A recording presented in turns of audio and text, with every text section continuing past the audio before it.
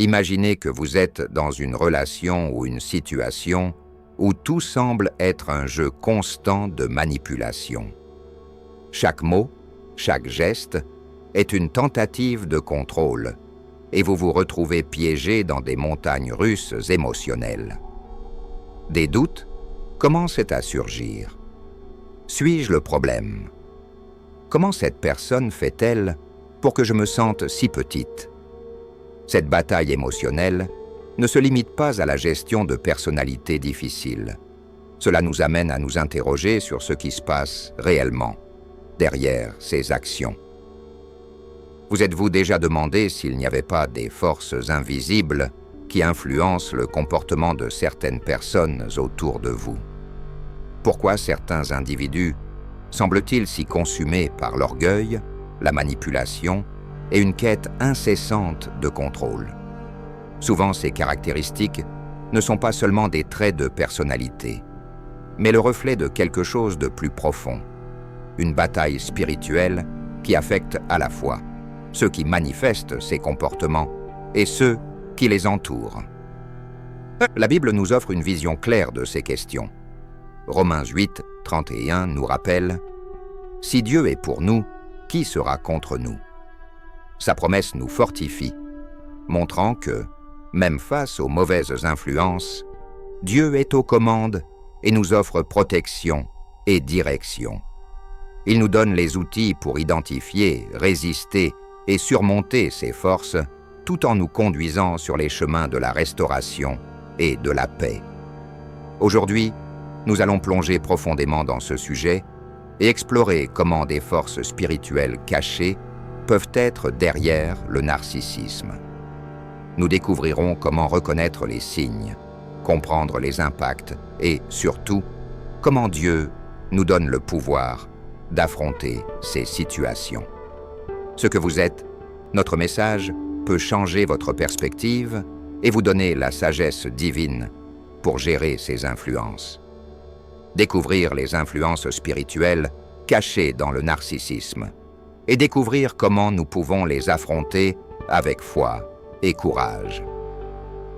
N'oubliez pas de vous abonner à la chaîne.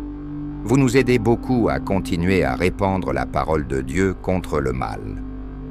Merci beaucoup. Lorsque nous parlons de narcissisme, nous l'associons souvent à des traits de personnalité tels que l'arrogance, le manque d'empathie et un besoin constant de contrôle et de validation. Cependant, le narcissisme est-il simplement un problème psychologique? Ou y a-t-il quelque chose de plus profond qui se passe? La Bible nous donne une perspective puissante, suggérant que certaines de ces caractéristiques peuvent être des manifestations de forces spirituelles négatives. 1 Pierre 5, 8 nous avertit « Ton adversaire, le diable, rôde comme un lion rugissant, cherchant quelqu'un à dévorer. » Cela nous rappelle que nous vivons dans un monde où des forces spirituelles maléfiques travaillent constamment pour semer la confusion, la division et la destruction. Le narcissisme, avec ses manipulations et ses comportements toxiques, s'aligne souvent sur ses objectifs. L'orgueil effréné, par exemple, n'est pas seulement un trait humain, mais l'une des principales armes utilisées par les forces du mal pour éloigner les gens de Dieu. Les statistiques montrent qu'environ 5% de la population présente des traits narcissiques, ce qui signifie que des millions de personnes sont confrontées au défi quotidien de traiter avec des individus qui affichent ce comportement. Ces traits peuvent être dévastateurs, affectant les relations, les familles et même des communautés entières. Bien que les psychologues traitent le narcissisme comme un trouble, il est essentiel de reconnaître que, d'un point de vue spirituel, il peut être le reflet d'une bataille beaucoup plus grande. Les narcissiques présentent souvent des comportements tels que la manipulation émotionnelle, l'hostilité envers ce qui est sacré, la division et l'isolement. Ils créent un environnement de chaos qui peut parfois amener d'autres personnes à remettre en question leur foi ou leur propre santé mentale. C'est ici que l'influence spirituelle devient évidente. Les forces du mal utilisent souvent ces caractéristiques pour détruire la paix et éloigner les gens de Dieu. Comprendre le narcissisme sous cet angle spirituel n'est pas seulement éclairant, mais nous prépare également à faire face à ces situations avec plus de sagesse. Dieu nous appelle à discerner ces influences et à lui faire confiance pour leur résister. Maintenant que nous comprenons que des forces spirituelles peuvent être derrière le narcissisme, comment ces influences se manifestent-elles dans le comportement d'un narcissique? Le narcissisme, dans son essence, n'est pas seulement un trait de personnalité ou un comportement appris. Il a des racines profondes dans l'histoire spirituelle de l'humanité, remontant au tout début du mal dans l'univers. Les Écritures identifient l'orgueil et l'idolâtrie de soi comme les premières étapes menant à la rébellion contre Dieu. L'un des exemples les plus clairs de cela est la chute de Lucifer. Dans Ésaïe 14, 12, 15, nous lisons à propos de l'ange qui désirait s'élever au-dessus de Dieu: « Je monterai au ciel, j'élèverai mon trône au-dessus des étoiles de Dieu. Je serai comme le Très-Haut. » Ce désir d'être adoré, de se placer au-dessus de tout et de tous, est l'essence de l'orgueil. C'est la racine du comportement narcissique que nous voyons se refléter chez beaucoup de gens autour de nous. Lucifer s'est non seulement rebellé, mais a également emmené un tiers des anges avec lui, démontrant comment l'orgueil peut corrompre et influencer les autres. Ce même esprit d'idolâtrie de soi se manifeste aujourd'hui chez les individus qui recherchent constamment la validation et le pouvoir aux dépens des autres. C'est un cycle qui, s'il n'est pas interrompu, conduit à la destruction des relations, de la paix et même de sa propre identité. L'orgueil et l'idolâtrie de soi sont particulièrement dangereux parce qu'ils masquent le véritable besoin du cœur humain: dépendre de Dieu. Au lieu de cela, ces influences font que les gens dépendent d'eux-mêmes, à la recherche de leur propre gloire et de leur propre contrôle. Cette distorsion spirituelle affecte non seulement le narcissique, mais aussi son entourage, créant des environnements de manipulation et de chaos. En comprenant ces racines spirituelles, nous pouvons commencer à discerner comment ces influences opèrent dans notre propre vie et dans la vie des autres. Cela nous donne une perspective claire pour identifier et traiter avec ces forces d'une manière sage et spirituelle. Comprendre les racines du narcissisme dans les Écritures nous prépare à reconnaître ces manifestations. Mais comment ces comportements spécifiques se manifestent-ils dans la vie quotidienne? D'un point de vue spirituel, le narcissisme s'étend au-delà des traits de personnalité comme l'arrogance ou le besoin de contrôle. Souvent, il reflète de profondes influences spirituelles qui manipulent les comportements, créant le chaos et la confusion. Explorons 5 signes clairs qui indiquent comment ces forces spirituelles se manifestent dans le narcissisme. 1. Aéroport, manipulation émotionnelle. L'un des signes les plus évidents est la capacité du narcissique à manipuler les émotions. Cela peut inclure de la culpabilité, de la honte ou même des compliments superficiels pour contrôler ceux qui les entourent. Les gens utilisent cette manipulation pour gagner en pouvoir et en soumission, sapant la confiance des autres et favorisant un environnement de dépendance émotionnelle. La manipulation émotionnelle est un outil puissant qui laisse souvent les victimes épuisées et désorientées. 2. Hostilité à ce qui est sacré. Les narcissiques manifestent souvent une aversion pour les pratiques spirituelles telles que la prière, la lecture de la Bible ou les services de culte. Ils peuvent se moquer ou déprécier ce qui est sacré en essayant de saper la foi des autres. Cette hostilité est une tentative de chasser les gens de la présence de Dieu et des vérités spirituelles qui pourraient les fortifier. 3. Accès. Division et isolement. Division et isolement. Les influences spirituelles négatives ont souvent pour effet de séparer les gens. Les narcissiques créent souvent des divisions dans les familles, les amitiés et les communautés.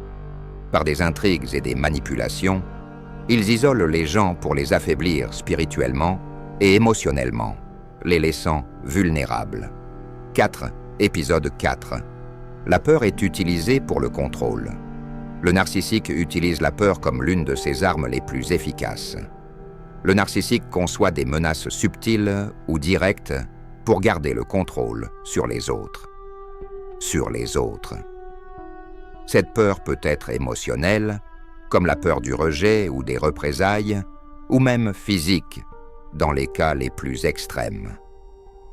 La peur crée une barrière qui empêche les gens de demander de l'aide ou de se libérer de l'influence du narcissique. 5. Planche à billets. Rejet de la vérité. Enfin, les narcissiques rejettent la vérité, qu'elle soit spirituelle ou factuelle. Ils déforment les récits pour les adapter à leur propre réalité, refusant d'admettre leurs erreurs ou d'accepter des corrections. Ce rejet est une tentative d'éviter de rendre des comptes et de maintenir l'histoire de Saül, poursuivant David dans 1 Samuel 18, fournit un exemple clair de ses influences spirituelles. 1 Samuel 18. Poussé par la jalousie et manipulé par ses propres insécurités, Saül a tenté de détruire David, bien qu'il sache que Dieu l'avait choisi. De la vérité. Comprendre ces signes est la première étape pour discerner l'impact de ces influences sur nos vies et nos esprits. Maintenant que nous avons identifié ces signes, comment pouvons-nous comprendre l'impact qu'ils ont sur notre esprit et comment pouvons-nous les protéger? N'oubliez pas de vous abonner à la chaîne. Vous nous aidez beaucoup à continuer à répandre la parole de Dieu contre le mal. Merci beaucoup. L'esprit est le centre où convergent toutes nos décisions, pensées et émotions. C'est aussi le lieu où les influences spirituelles, bonnes et mauvaises, cherchent à établir le contrôle. Lorsqu'il s'agit de personnes narcissiques ou de situations qui reflètent la manipulation et le chaos, nous nous rendons souvent compte que la bataille la plus intense se déroule dans nos pensées. C'est parce que l'esprit est le principal champ de bataille de l'esprit. La Bible nous le rappelle dans 2 Corinthiens 10, 5. Nous prenons captive toute pensée pour la rendre obéissante à Christ. Ce verset souligne l'importance de ne pas laisser les pensées négatives ou les influences extérieures nous gouverner. Lorsque nous sommes confrontés à des situations de manipulation émotionnelle, d'hostilité envers ce qui est sacré ou de peur induite, ces attaques commencent souvent dans notre esprit. Ils se manifestent par des doutes, de la confusion et un sentiment d'impuissance qui peut nous éloigner de la paix de Dieu. Les mauvaises influences spirituelles savent que si elles peuvent planter des graines de doute ou de peur dans notre esprit, ces graines pousseront, affectant nos actions, nos relations et, finalement, notre foi. Par conséquent, Dieu nous appelle à prendre le contrôle actif de nos pensées. Il ne s'agit pas d'ignorer nos sentiments, mais plutôt de les soumettre à la vérité de la parole de Dieu. L'un des moyens les plus efficaces de protéger l'esprit est le renouvellement quotidien. Romains 12, 2 nous exhorte « Ne vous conformez pas au modèle de ce monde, mais soyez transformés par le renouvellement de votre intelligence. » Cela implique la pratique de la méditation des Écritures, de la prière pour la clarté et le discernement, et du rejet des pensées qui ne s'alignent pas avec la volonté de Dieu.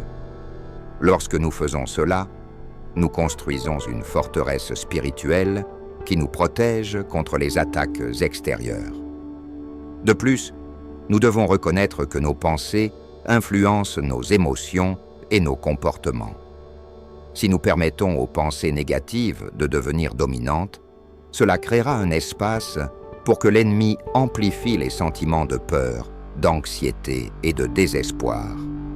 Mais en ramenant chaque pensée captive à Christ, nous avons le pouvoir de résister aux mensonges et à la tromperie. Une histoire biblique qui illustre cette bataille est la tentation de Jésus dans le désert. Matthieu 4, 1 à 11. Satan a essayé de manipuler les pensées de Jésus en lui offrant de la puissance et des solutions rapides. Cependant, Jésus a répondu par la parole de Dieu, montrant comment combattre les attaques spirituelles directement dans l'esprit. La protection de notre esprit nécessite une combinaison d'outils et de pratiques spirituelles. Lire la Bible régulièrement, consacrer du temps à la prière et s'entourer d'une communauté chrétienne sont des étapes essentielles. Mais par-dessus tout, faire confiance à Dieu comme notre forteresse nous aide à faire face à toute influence négative. Avec l'esprit protégé et renouvelé, la question suivante est: comment pouvons-nous résister activement à ces influences spirituelles? Imaginez être au milieu d'une tempête spirituelle, où toute tentative de trouver la paix est bloquée par des manipulations, des mensonges et des doutes qui envahissent votre esprit. Ce scénario n'est pas rare lorsqu'il s'agit d'influences spirituelles négatives. Cependant, la bonne nouvelle est que Dieu ne nous laisse pas seuls face à ces batailles. Il nous équipe d'outils puissants pour reconnaître ses forces et y résister. La Bible nous le rappelle dans Jacques 4, 7. « Soumettez-vous donc à Dieu, résistez au diable, et il s'enfuira loin de vous. » Cette promesse nous donne non seulement de l'espoir, mais nous assure aussi que, lorsque nous affrontons ces influences avec foi, la victoire est certaine. Mais comment, exactement, pouvons-nous résister efficacement? Tout commence par la prière. La prière, c'est comme ouvrir un canal direct avec Dieu, nous permettant de lui remettre nos soucis et nos peurs. Lorsque nous nous agenouillons pour prier, non seulement nous parlons à Dieu, mais nous écoutons aussi ses conseils. Dans les moments de chaos émotionnel ou de manipulation, un cœur consacré à la prière trouve la force de résister. C'est dans ce dialogue avec Dieu que notre perspective change et que nous commençons à voir les situations avec les yeux de la foi. Un autre outil indispensable est l'étude de la parole. La Bible est décrite comme l'épée de l'esprit dans Éphésiens 6, 17, une arme qui coupe à travers les mensonges et les tromperies des mauvaises influences. Lorsque nous rencontrons des pensées de doute ou de désespoir, nous souvenir de promesses comme Ésaïe 41, 10. « Ne crains pas, car je suis avec toi », nous fortifie et renouvelle notre confiance en Dieu. La connaissance des Écritures nous protège non seulement, mais nous donne aussi le courage d'affronter les batailles spirituelles avec sagesse. De plus, ne sous-estimez jamais le pouvoir de la communion chrétienne. Être entouré d'une communauté de foi, c'est comme construire un bouclier collectif contre les attaques. Partager les luttes avec d'autres chrétiens crée un réseau de soutien et de prière qui nous rappelle que nous ne sommes pas seuls. L'union fait la force, et Dieu travaille souvent à travers les gens pour nous soutenir dans les moments les plus difficiles. Résister aux influences spirituelles exige également une attitude intentionnelle. Il est nécessaire de prendre des décisions conscientes pour s'éloigner des situations ou des environnements qui favorisent la confusion ou le désespoir. La création d'habitudes saines, telles que la méditation de la parole de Dieu, la gratitude quotidienne et la louange, renforce notre esprit et nous permet de rester concentrés sur ce qui compte vraiment. Considérez l'histoire de Job. Il a fait face à des pertes inimaginables, mais n'a jamais abandonné sa foi. Bien qu'il ait été mis à l'épreuve dans tous les aspects, il a reconnu la bataille spirituelle dans sa vie et est resté ferme, confiant dans la souveraineté de Dieu. Sa persévérance est un exemple vivant de la façon dont la résistance active, combinée à la foi, mène à la victoire et à la restauration.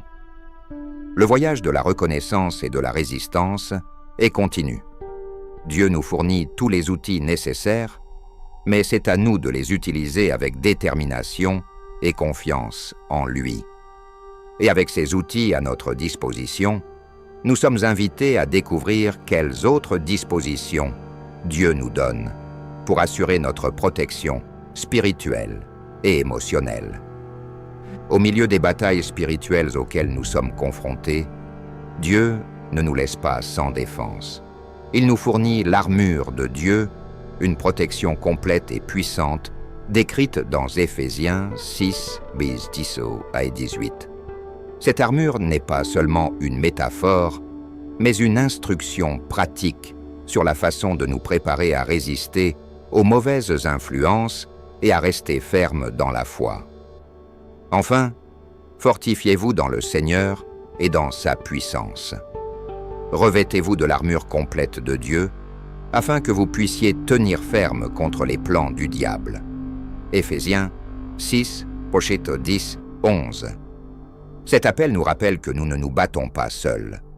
Dieu nous équipe pour affronter les défis spirituels avec courage et confiance.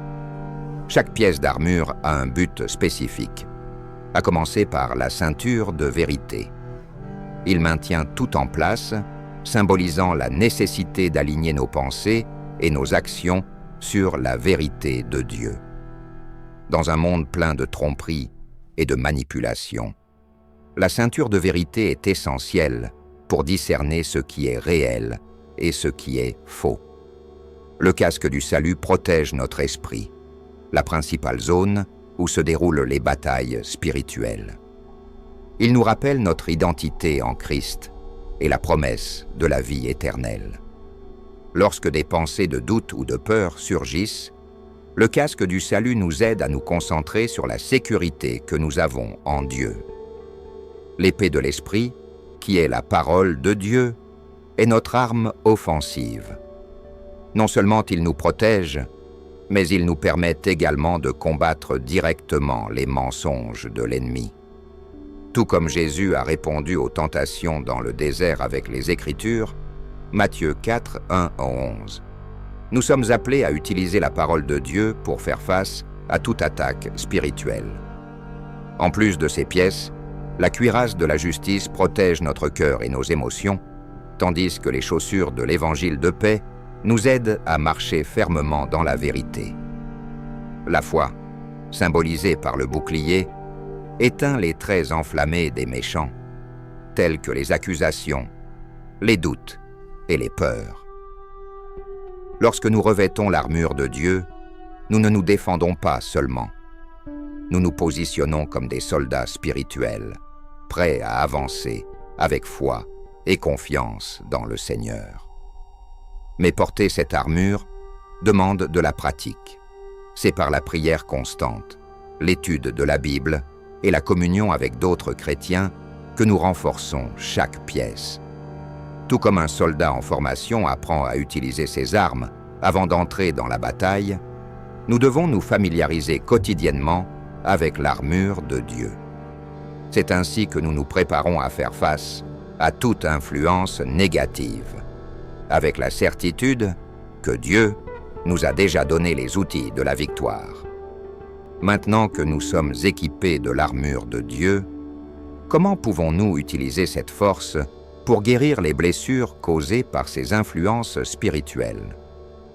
Le narcissisme n'affecte pas seulement la personne qui présente ce comportement, il laisse également un impact profond sur les membres de la famille, les amis et même des communautés entières. Leur manipulation, leur contrôle et leur hostilité créent un environnement émotionnellement épuisant qui peut saper la paix, la confiance et la santé spirituelle de ceux qui les entourent. L'un des principaux effets secondaires du narcissisme est l'impact émotionnel. Les personnes proches d'un narcissique éprouvent souvent des sentiments de doute, d'anxiété et même de culpabilité. Ils peuvent être amenés à croire qu'ils sont le problème ou qu'ils ne sont pas dignes d'amour et de respect. Cela affaiblit non seulement leur estime de soi, mais aussi leur capacité à discerner la vérité sur eux-mêmes et leurs relations. Spirituellement, le narcissisme peut créer des obstacles à la foi des gens. Le comportement manipulateur et critique des narcissiques amène souvent les autres à remettre en question leur dignité ou même la bonté de Dieu. Cette lassitude peut conduire à une distanciation par rapport à des pratiques spirituelles importantes, telles que la prière et la communion chrétienne, affaiblissant ainsi leur lien avec le Créateur. Les communautés ne sont pas non plus à l'abri des effets du narcissisme. Au sein des familles, des églises ou des groupes sociaux, les narcissiques peuvent semer la division, répandre la méfiance et provoquer des séparations. Les relations qui devraient être des sources de soutien et d'encouragement deviennent des champs de bataille émotionnels, érodant le sens de l'unité et du but. La Bible nous le rappelle dans Matthieu 5, 29, « Heureux les artisans de paix, car ils seront appelés fils de Dieu. » Cela nous invite à rechercher la paix, même dans les situations difficiles. Mais comment être des artisans de paix au milieu du chaos créé par un narcissique? La réponse réside dans la reconnaissance de l'impact, la recherche de la guérison et le renforcement de notre dépendance à l'égard de Dieu. La recherche de la guérison spirituelle est essentielle pour surmonter ces effets. Priez pour la protection émotionnelle et le discernement. Demandez à Dieu de renouveler votre esprit et de restaurer votre paix. Établissez des limites claires. Protéger votre santé émotionnelle n'est pas de l'égoïsme, mais un acte d'obéissance à Dieu, qui nous appelle à garder nos cœurs, Proverbe 4, 23. Trouvez du soutien dans les communautés chrétiennes, partagez votre parcours avec d'autres personnes qui comprennent votre lutte, peut être une source d'encouragement et de force. Tout comme le narcissisme peut causer du mal, Dieu offre la restauration.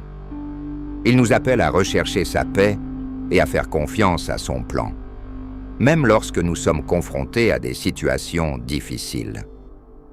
En comprenant l'impact du narcissisme, la prochaine étape consiste à rechercher la guérison spirituelle nécessaire pour reconstruire nos vies et notre foi. Lorsque nous sommes confrontés aux dommages émotionnels et spirituels causés par les interactions avec des personnes narcissiques, il est naturel de se sentir épuisé, brisé et même désespéré.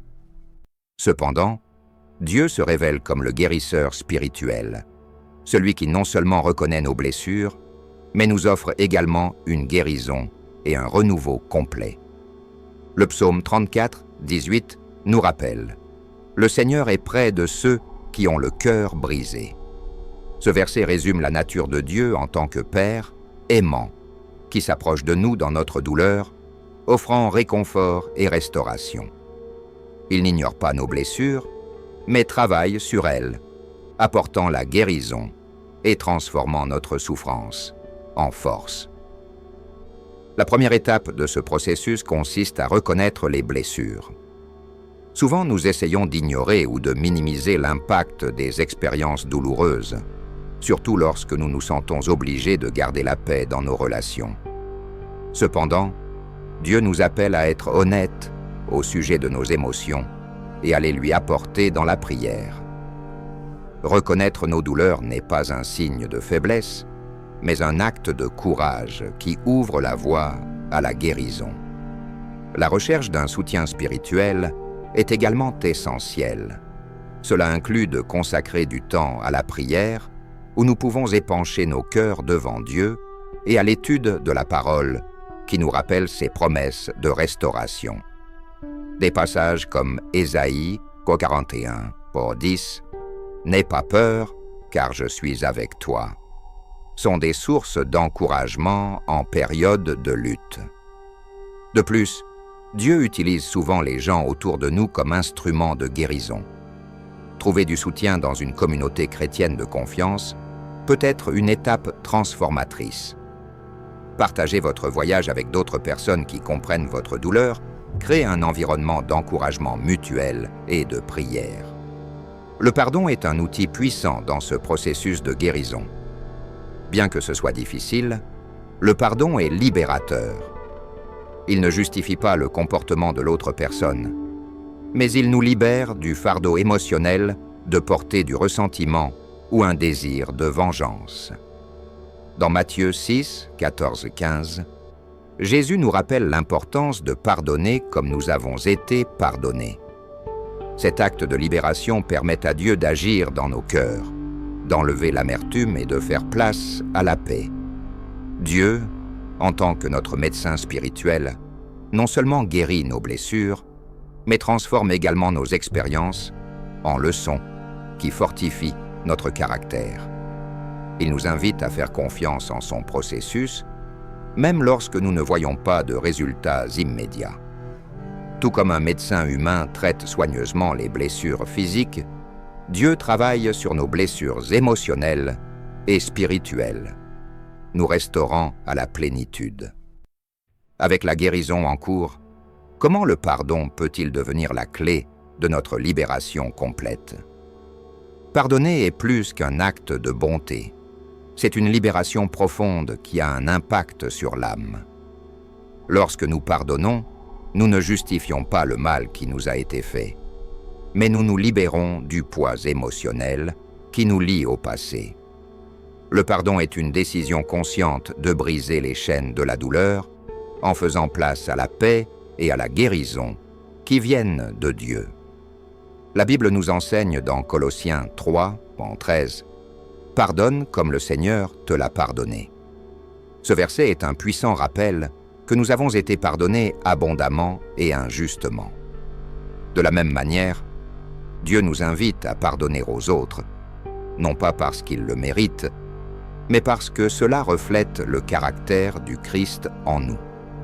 Le pardon apporte la libération spirituelle parce qu'il dissout l'amertume et empêche le ressentiment de devenir une barrière entre nous et Dieu. C'est un acte de reddition, où nous laissons la justice entre les mains du Seigneur et choisissons de vivre dans la plénitude de sa grâce. Lorsque nous pardonnons, nous sommes libérés de l'emprise du ressentiment et nous ouvrons nos cœurs à l'amour et à la paix que seul Dieu peut offrir. Mais le pardon ne nous libère pas seulement, il transforme notre expérience en un témoignage vivant. En choisissant de pardonner, nous montrons au monde que la grâce de Dieu est plus grande que n'importe quelle offense. Cette attitude inspirante encourage les autres à rechercher la même liberté spirituelle. Le pardon devient un témoignage de foi que Dieu peut transformer nos douleurs les plus profondes en une histoire de rédemption. La pratique du pardon est difficile mais essentielle. Chaque acte de pardon est un pas vers la liberté, un mouvement vers la lumière divine. Et au fil du temps, l'expérience du pardon nous guérit non seulement, mais nous fortifie, transformant notre voyage en un exemple vivant de la puissance libératrice de Dieu. Imaginez un chemin rempli de pierres, marqué par des pas incertains et des chutes douloureuses. Vous vous souvenez de chaque trébuchement, des blessures qui semblaient impossibles à guérir et des moments où vous pensiez que vous ne pouviez pas continuer. Mais petit à petit, avec la force de Dieu, vous avez trouvé des moyens de vous lever. Chaque pas, chaque larme est devenu une partie d'un voyage qui a transformé non seulement votre cœur, mais aussi votre foi. Maintenant, en regardant en arrière, vous vous rendez compte que ce voyage ne vous concernait pas seulement, il se passait quelque chose de plus grand. Chaque défi surmonté était une histoire en train de s'écrire. Une lumière qui, un jour, pourrait guider les autres dans leur propre bataille. C'est la beauté de partager votre parcours, de transformer vos expériences en phares qui aident les autres à trouver leur chemin. Quand Jésus a dit « Que ta lumière brille devant les autres », Matthieu 5, 16, il ne parlait pas de perfection ou d'une vie sans difficulté. Il parlait d'une vie qui reflète la grâce et l'amour de Dieu, même dans les imperfections. Partager votre voyage, c'est permettre à cette lumière de briller. C'est dire au monde que, quelle que soit la difficulté du chemin, Dieu a été présent tout au long. Vous vous demandez peut-être, mon histoire a-t-elle vraiment de l'importance ? La réponse est un oui retentissant. Imaginez quelqu'un perdu au milieu d'une tempête, ne sachant pas où aller. Votre histoire, avec tous ses défauts et ses victoires, peut être le phare qui indique le chemin vers la sécurité. Peut-être ne réalisez-vous même pas l'impact que vos paroles peuvent avoir. Mais Dieu utilise même les récits les plus simples pour toucher les cœurs. Et lors du partage, quelque chose d'inattendu se produit. Votre propre foi est renforcée. Ce souvenir des moments où Dieu était fidèle, où il vous a soutenu, apporte une nouvelle perspective. Ce qui était autrefois de la douleur se transforme en gratitude, et ce qui semblait être un échec est maintenant considéré comme faisant partie du plan de Dieu pour vous façonner. Il n'est pas nécessaire d'avoir toutes les réponses ou d'être éloquent. Partager votre voyage, c'est simplement ouvrir votre cœur et permettre aux autres de voir ce que Dieu a fait dans votre vie. Il peut s'agir d'une conversation intime avec un ami, d'un texte écrit ou même d'un petit témoignage public. Le format n'a pas d'importance. Ce qui compte, c'est la sincérité. Chaque fois que vous partagez votre parcours, vous aidez les autres à réaliser qu'ils ne sont pas seuls. Votre histoire devient un reflet de la grâce de Dieu, un rappel qu'il est présent même dans les moments les plus difficiles. Et lorsque vous éclairez le chemin pour les autres, votre lumière brille aussi plus fort. Votre marche avec Dieu n'est pas seulement une histoire, c'est un témoignage vivant qu'il transforme des vies. Alors, n'ayez pas peur de partager. On ne sait jamais qui pourrait avoir besoin de cette lumière. La croissance spirituelle est comme une flamme qui a besoin d'être continuellement alimentée pour briller toujours plus fort. Lorsque nous prions, louons et nous immergeons dans la parole, nous alimentons cette flamme, permettant à Dieu d'œuvrer dans nos vies et de nous transformer à son image. Chaque prière chuchotée, chaque louange chantée et chaque verset médité sont des pas vers une connexion plus profonde avec le Créateur. Philippiens 1, 6 nous assure « Celui qui a commencé en vous une bonne œuvre la poursuivra jusqu'à son achèvement. » Cette promesse est un rappel que Dieu ne nous abandonne jamais. Même lorsque nous échouons ou que nous nous sentons distants, il continue de façonner nos cœurs, travaillant patiemment sur notre voyage spirituel. La prière est le moment où nous nous ouvrons complètement devant Dieu, en partageant nos joies, nos peines et nos désirs les plus profonds. C'est là que nous trouvons la paix et la direction. La louange nous relie au cœur de Dieu, transformant notre regard des problèmes terrestres à la grandeur du Créateur. Et l'étude de la parole est le fondement sur lequel nous bâtissons notre foi, recevant la sagesse et l'encouragement directement de Dieu. Mais grandir spirituellement, c'est aussi célébrer et reconnaître l'œuvre de Dieu dans nos vies. Enregistrer les prières exaucées, les moments de louange transformateurs et les leçons que la parole nous a apportées est un moyen puissant de témoigner de sa fidélité. Ces souvenirs, conservés dans des journaux ou de simples notes, deviennent des rappels que Dieu est toujours présent. nous guidant à chaque étape du chemin. Et à mesure que nous grandissons, une réflexion naturelle surgit. Comment pouvons-nous préserver et honorer ces précieuses expériences? Après tout, les moments où Dieu touche nos vies sont des trésors qui méritent d'être rappelés et partagés. Peut-être que la réponse réside dans la recherche de moyens d'enregistrer et de célébrer son œuvre dans notre vie quotidienne. La construction de monuments commémoratifs spirituels est une pratique ancienne et puissante qui nous aide à nous souvenir des actions de Dieu dans nos vies. Ces monuments commémoratifs n'ont pas besoin d'être des pierres physiques, mais peuvent être des entrées dans des journaux, des objets symboliques ou même des moments intentionnellement marqués pour réfléchir à ce que Dieu a fait pour nous. Chaque mémorial est comme une encre qui nous aide à revisiter les moments où nous avons ressenti la présence, la direction et la provision de Dieu. Avez-vous déjà eu un moment où vous avez clairement perçu la main de Dieu dans votre vie? Peut-être était-ce une réponse à une prière désespérée, une guérison inattendue, ou même un simple acte de réconfort dans un moment de douleur.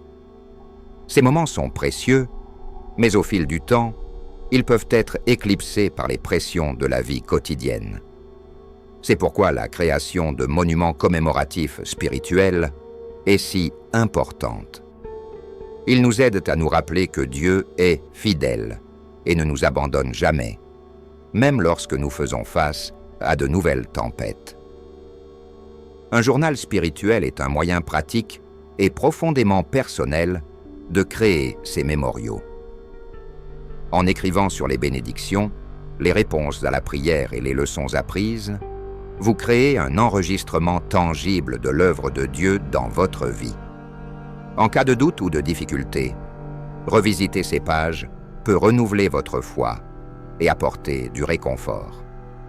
En plus des agendas, des objets symboliques peuvent également être utilisés. Il peut s'agir de quelque chose d'aussi simple qu'une pierre collectée dans un lieu significatif, d'une photo ou même d'un verre encadré. Ces objets, comme les pierres que Josué et les Israélites ont utilisées, deviennent des rappels visibles que Dieu est toujours présent et fidèle. Non seulement ces monuments commémoratifs fortifient notre foi, mais ils servent aussi de témoignage aux autres.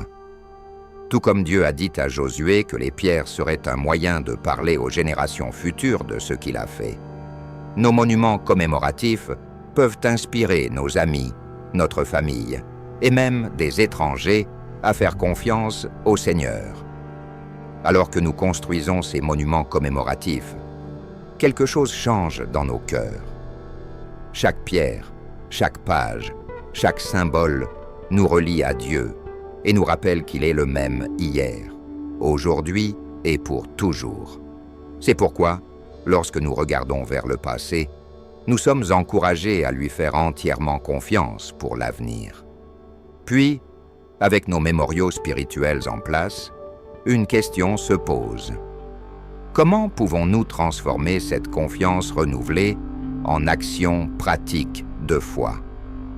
Nous sommes arrivés à la fin de ce voyage de réflexion, mais en vérité, ce n'est que le début de quelque chose de plus grand. Il est temps de regarder en vous-même et de vous demander « Comment Dieu a-t-il travaillé dans ma vie pour révéler et surmonter les influences qui m'empêchent de vivre pleinement ?» Chaque expérience, chaque lutte et chaque victoire que vous avez vécue jusqu'à présent fait partie d'un plan divin qui façonne qui vous êtes. Pensez au moment où vous vous êtes senti perdu face à des défis qui semblaient impossibles à surmonter. Maintenant, réfléchissez à la façon dont Dieu a agi dans ces moments-là. Peut-être était-ce par une réponse à une prière, une personne qui s'est présentée au bon moment ou une force intérieure que vous ne saviez pas que vous aviez. Il a une façon spéciale d'utiliser même les circonstances les plus difficiles pour nous enseigner, nous fortifier et nous guider vers quelque chose de plus grand. Ce voyage de croissance spirituelle ne consiste pas seulement à reconnaître ce que Dieu a fait dans le passé, mais aussi à mettre en pratique les leçons qu'il nous a enseignées. Qu'avez-vous appris sur la foi, la résilience et la confiance? Comment ces leçons peuvent-elles être appliquées maintenant, dans votre vie quotidienne, pour relever les défis qui sont présents et ceux qui sont encore à venir? Dieu n'agit pas en nous uniquement pour notre bien.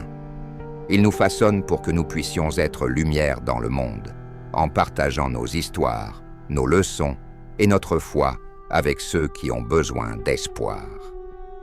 Il est temps de prendre des mesures pratiques, renforcer votre lien avec Dieu par la prière, la louange et l'étude de la parole. Créez des mémoriaux spirituels qui vous rappellent ces bénédictions. Et, surtout, partagez ce que vous avez appris avec ceux qui vous entourent. Rappelez-vous que chaque pas de foi est un acte d'obéissance et un signe de la présence de Dieu. Vos actions peuvent inspirer d'autres personnes à rechercher la même transformation. Maintenant, il est temps d'agir. Que votre foi se manifeste non seulement par des paroles, mais par des attitudes qui reflètent l'amour de Dieu. Diffusez ce message pour que d'autres puissent trouver du réconfort, de l'espoir et de la force comme vous. Après tout, le voyage de la croissance spirituelle ne s'arrête jamais. C'est une invitation constante à vivre dans la foi et à partager la lumière divine qui habite en vous. Il est temps de prendre une décision audacieuse. Écrivez dans les commentaires « Je choisis de résister aux mauvaises influences ». Votre déclaration peut inspirer d'autres personnes à faire de même. Partagez cette vidéo avec ceux qui ont besoin de ce message et aidez-nous à répandre la lumière et l'espoir. N'oubliez pas de vous abonner à la chaîne pour continuer à recevoir des réflexions spirituelles qui édifient et transforment. Ensemble, nous pouvons être une lumière dans le monde.